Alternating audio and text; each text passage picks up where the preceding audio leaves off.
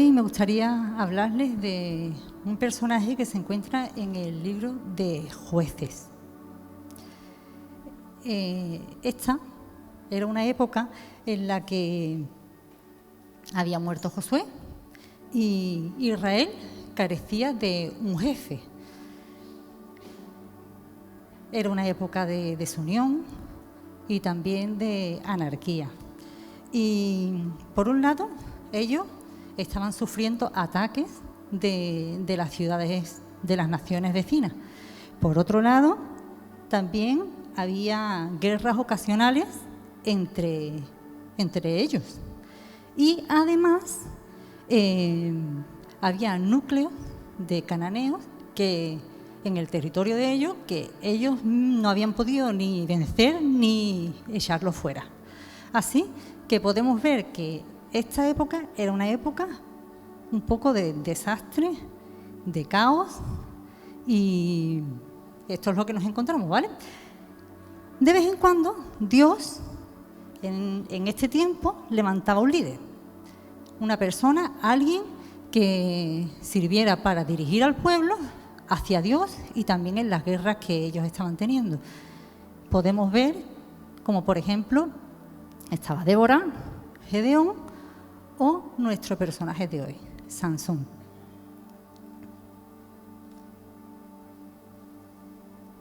La frase más común que en el libro de Jueces se escuchaba era esta: y los israelitas volvieron a hacer lo malo ante los ojos de Dios. Esa es la frase más común que se escucha en todo el libro. Los israelitas volvieron a hacer lo malo ante los ojos de Dios.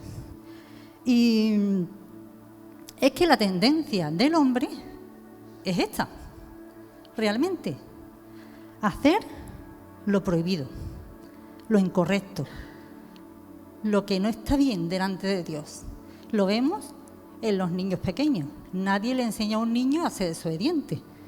En cambio, si tú le dices a un niño que ni siquiera sabe lo que está bien y está mal, si tú le dices, no metas el dedo en el enchufe, hijo, ¿qué hace el niño? Lo mete, porque es la tendencia a la desobediencia del ser humano. O si hay dos niños jugando, nadie le enseña a uno de ellos a decir, hijo, lo tuyo es tuyo, tú no compartas. En cambio, el niño, sin saber lo que está bien o lo que está mal, pero la frase es, esto es mío, ¿es verdad? Tendencia al egoísmo. Así es el ser humano. Y así se encontraba el pueblo de Israel en esta época, haciendo lo malo de nuevo ante los ojos de Dios. Si me acompañáis en Jueces, capítulo 13,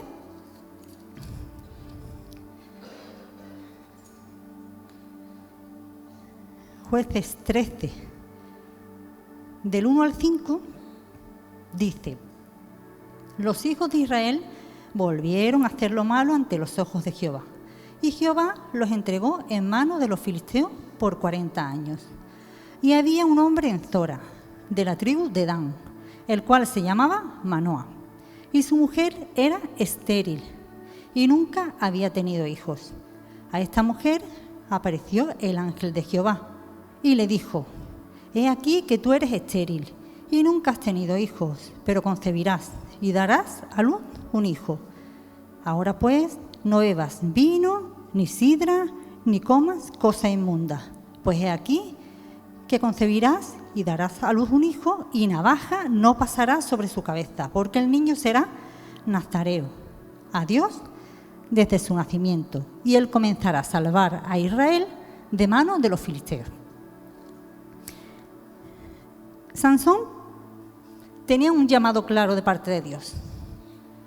Su llamado era este: ser alguien influyente en su pueblo, ser bendición para su pueblo, alguien que acercara al pueblo de Dios a Dios. En resumen, alguien que edificara y trajera paz en medio del caos. Ese era el llamamiento de Sansón. Tú y yo también tenemos un llamado claro de parte de Dios. Y no es otro distinto al de Sansón. Personas influyentes, personas que se disponen a ser bendición para su iglesia, personas que se disponen a traer paz y a edificar el cuerpo de Cristo. Ese es tu llamado y el mío. El nacimiento de Sansón podemos decir que fue un milagro. ¿Por qué? Porque la mujer de Manoa, la madre de Sansón, era una mujer estéril. La Biblia nos ha dicho que era una mujer que no podía tener hijos. ¿Y qué hizo Dios? Un milagro.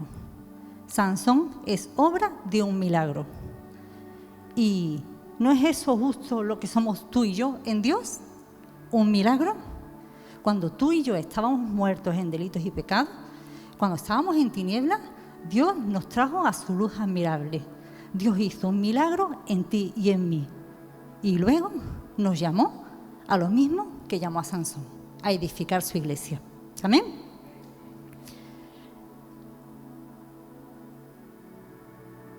Sin embargo, a pesar del llamado claro que Sansón tenía, él no lo llevó de la mejor manera que se pudo llevar. En vez de hacer lo que Dios le dijo, de vez en cuando Sansón se daba el lujo de apartar su mirada del llamado de Dios, desenfocarse y mirar otras cosas que no tenían nada que ver con lo que Dios le había mandado hacer. Él miraba su bienestar, su yo y yo. Y si queda algo, para mí. Y en Mateo 16, 21 dice que Jesús comenzó un día a explicarle a sus discípulos: pues ahora vamos a Jerusalén y que sepáis que allí me van a maltratar, voy a sufrir, incluso me van a matar, pero al tercer día resucitaré. ¿Y sabéis qué?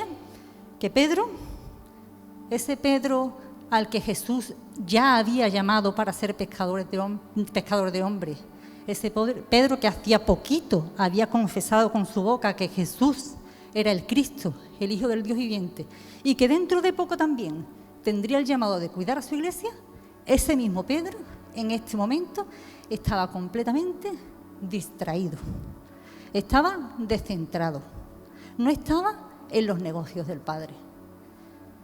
Dice que mientras que Jesús abría su corazón y declaraba a los suyos la voluntad del Padre, Pedro estaba mirando su propio bienestar, el bienestar humano. ¿Y sabéis qué? Que Jesús tuvo que reprenderlo. Versículo 23 dice, en Mateo 16, versículo 23 dice: quítate de delante de mí, Satanás, me eres piedra de tropiezo, porque no estás pensando en las cosas de Dios, sino en las cosas de los hombres. Fijarse que le dijo: eres de tropiezo. Y encima te digo el por qué. Porque no estás pensando en las cosas de Dios. Ahora mismo estás pensando en ti, en tu propio bienestar, en que no me maten, en que tú estés bien aquí conmigo. Y yo te estoy diciendo que hay algo más grande que esto, pero tú no te estás dando cuenta porque estás distraído. Y mi pregunta es: ¿puede entonces un hijo de Dios ser piedra de tropiezo? Clarísimamente y por supuestísimamente que sí. Un hijo de Dios puede ser piedra de tropiezo, puede ser utilizado por Satanás. Fijarse. Cuando un hijo de Dios se distrae con las cosas de la carne, cuando pone su mirada en las cosas terrenales y no en las de arriba, ese hijo de Dios puede estar siendo piedra de tropiezo para la iglesia. Cuando hablamos de las obras de la carne, debemos recordar que la Biblia no solamente llama obras de la carne al homicida, al adúltero y al fornicario, sino que la Biblia llama obras de la carne a las enemistades entre hermanos, a los conflictos entre hermanos. A eso llama obras de la carne. Siendo sincero, hermanos, ¿podríamos nosotros aquí declarar ahora mismo que esas obras de la carne nunca han estado en nosotros? Disensiones, enemistades, contiendas, envidias, celos. Porque si dijera obras de la carne, matar, robar y adulterar, yo ahí no me meto, no soy yo. Envidia, celo, contienda, enemistades, ¿nos metemos en el saco? Esas también son obras de la carne. Y esas obras de la carne son piedras de tropiezo para que la iglesia sea edificada. Son distracciones para que el llamado de Dios no se cumpla en nuestras vidas. Amén. Y una cosa está clara. Tu distracción y la mía no solo hace que perdamos nosotros, que pierdas tú o que pierda yo. Nuestra distracción hace que perdamos todos. Mientras Sansón se centraba en el llamado que Dios le había hecho, iba ganando batalla, iba contribuyendo al pueblo, iba aportando, iba edificando. Cuando Sansón se desenfocaba, cuando Sansón se distraía, perdía él y perdía al pueblo, porque la contribución que Dios le había dado para edificar al pueblo no la estaba dando. Entonces perdían todos. Cuando tú y yo nos distraemos con cositas, con minucias, no solamente pierdes tú, pierde la iglesia, porque la contribución tuya no la estás dando, no la estás aportando, estás distraído en otras cosas.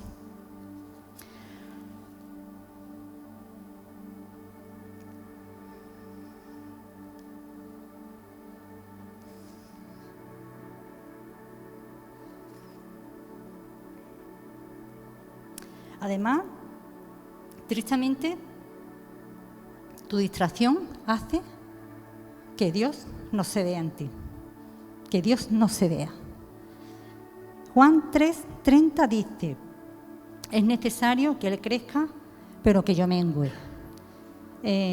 Los discípulos de Juan el Bautista un día fueron enfadados a Él y le dijeron: Juan, Jesús, aquel que tú bautizaste en el Jordán, resulta de que ahora se está dedicando Él a bautizar.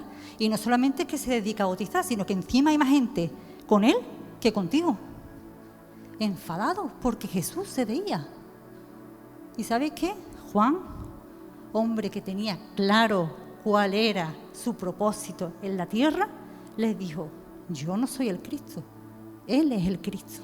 Yo solamente soy el enviado, el que va delante.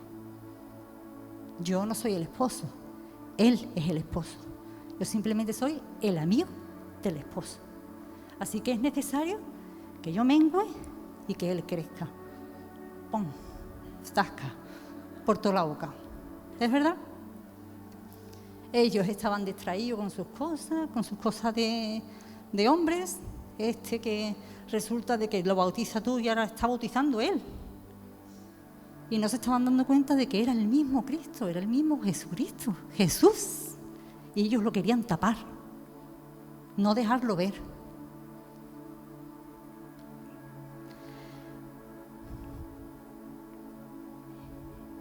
¿Sabéis una de las cosas que a Sansón le pasó?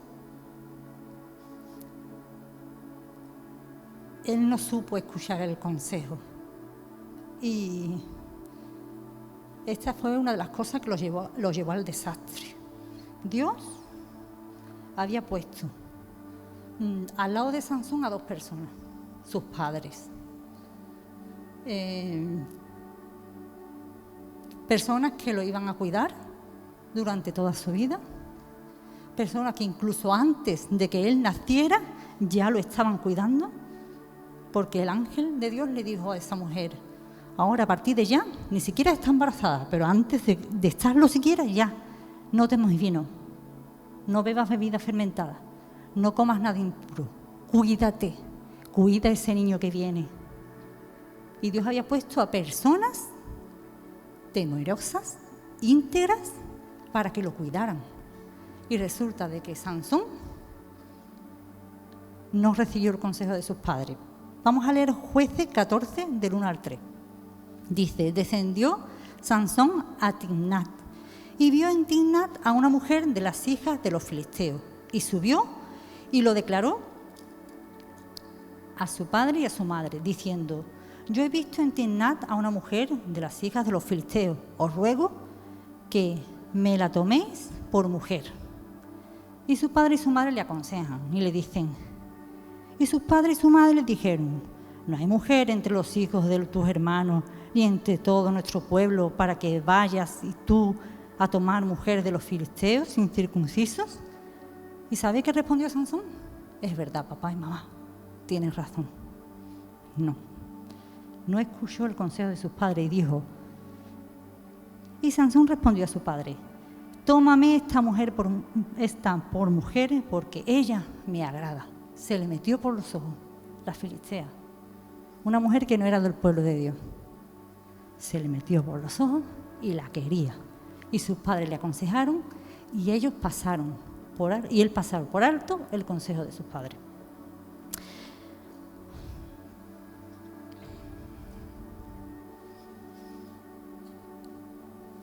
En Proverbios 15:5 dice, el necio menosprecia el consejo de su padre, mas el que guarda la corrección vendrá a ser prudente.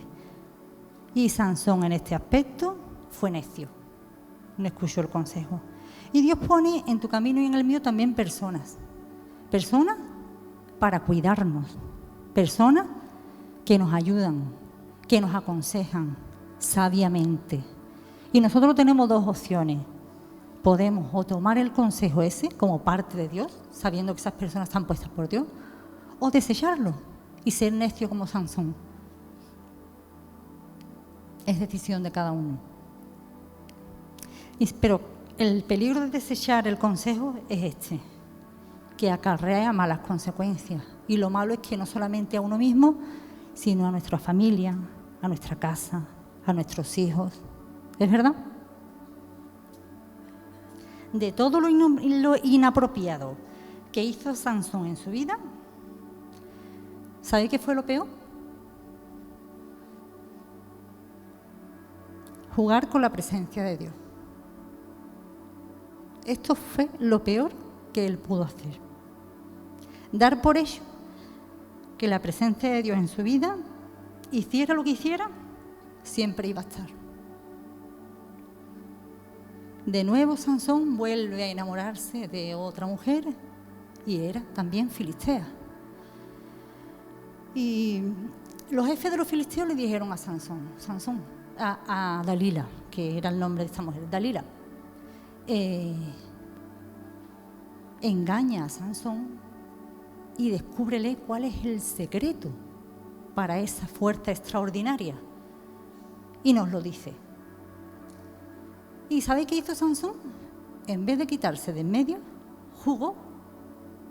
En vez de ser tajante con este tema y decir yo aquí no me meto, jugó con este tema, jugó con el pecado. Y esto le acarreó muy malas consecuencias.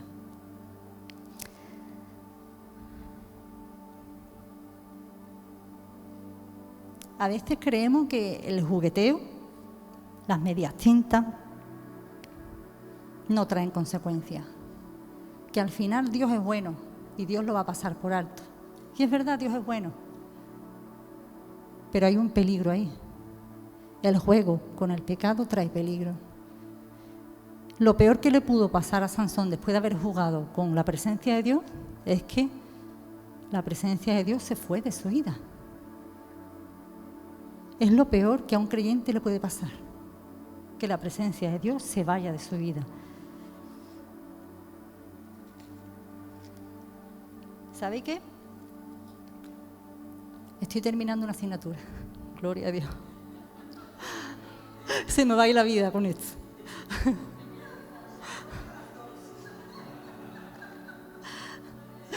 Y para el trabajo final de esta asignatura hemos tenido que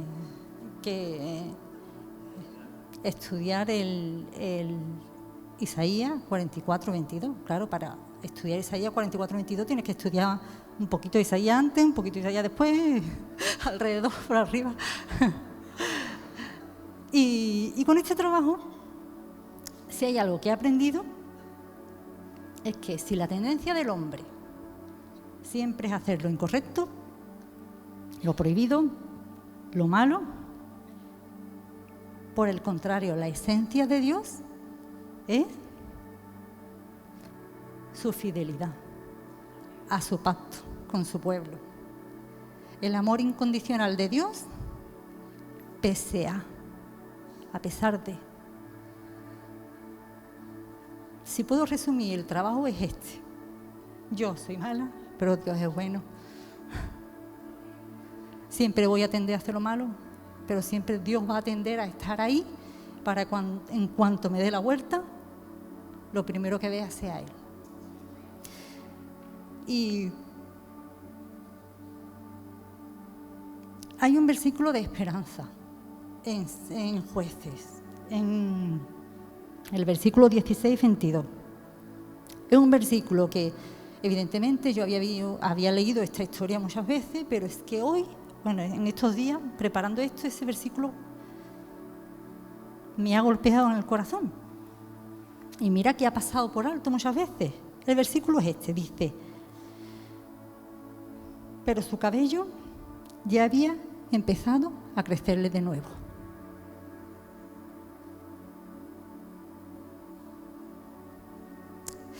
Y creo que este es un versículo de esperanza porque, aunque Dios se había alejado de Sansón, no tuvo otra.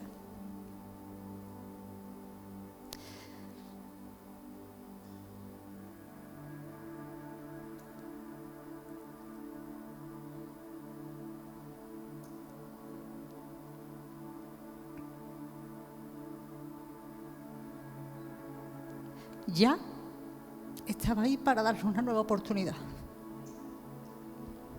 El pelo empezó a crecer. La fuerza de Sansón, la presencia de Dios de nuevo ahí con él.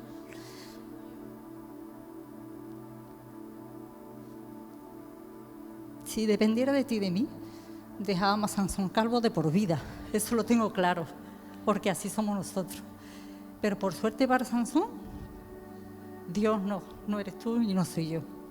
Dios estaba ahí, esperando que el pelo le creciera. Y mientras el pelo crecía, en medio de esa prueba, Dios trató con Sansón. Y ahora sí, en medio de esa prueba,